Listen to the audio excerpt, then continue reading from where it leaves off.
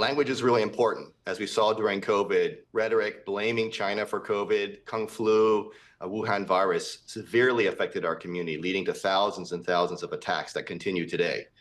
And while there are legitimate competitive issues with China that need to be addressed, inappropriate or inflammatory language does lead to perceptions and misperceptions of our community that continues to lead to feelings that Asian Americans are threats in this country, that we're more loyal to Asia than to the US, and other misunderstandings. So practically speaking, Norman, thank you. Practically speaking, Norman, how do you guys go about trying to effect change? How do you do that?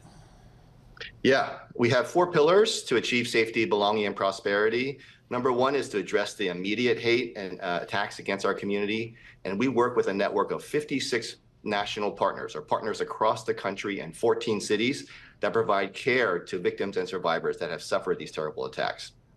So those partners are on the ground. They provide medical, financial, legal support to those who have been traumatized by these incidents. But longer term, we work in education and narrative change. So we promote the teaching of Asian American history in schools around the country. And now 7 states have mandated the teaching of Asian American history, because Asian American history is a critical part of American history. And then on our narrative change piece, we're working to tell more authentic stories about Asian Americans and less the stereotypical kinds of stories. One survey that we did asked people around the country, can you name a prominent or famous Asian American? And for most people in the country, they cannot. We're largely invisible to them. The number 1 name that has come up over the past 4 years, over 20,000 people, is Jackie Chan, who is actually not even Asian American. He's from Hong Kong. And then it's Bruce Lee. So you can see the impact that movies and TV shows have on the general psyche, and so it's really important to address that as well. The Allen Mall shooting, that was, what, a little more than a year ago at this point, where a gunman targeted a Texas location because, presumably, at least we're told by authorities, because of its AAPI population. In Texas, can you tell us what the response has been? Yeah, we have wonderful partners in Texas that are really advocating for the teaching of Asian American history. They're also fighting against land laws that prohibit Asian Americans from buying property in Texas. Wonderful partners. There's real activity in Texas.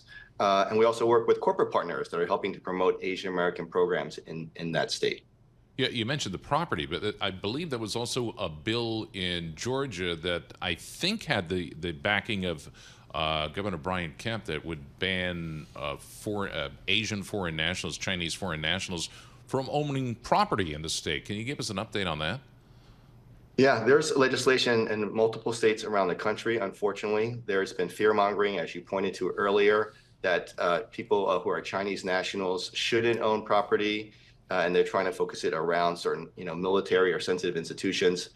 While there are legitimate national security issues that need to be addressed, this perception that Asian buyers, Chinese buyers, are potentially a threat really affects the market, so that realtors in these markets now are afraid or hesitant to bring on Asian buyers. And so that really has a ripple effect to the broader community, this sense that somehow Asians are not loyal to America, that provide risk to America, and we're really trying to fight that. Yeah, you sound like we can go back to World War II and Sure. Hawaii and internment of Asian Americans. Yeah, exactly. Yes, 120,000 Japanese Americans, 70% who are citizens, were incarcerated for 3 years because people thought that they were going to be disloyal. And it turns out there was no proof at all during that time that any of those people were any national security risk to the country. It's an unfortunate, a long history in the United States. Norman, talk to us about, is there a role for, corporations, businesses, and their leaders to kind of get involved here? What are we seeing? Yeah. Oh, thanks for the question.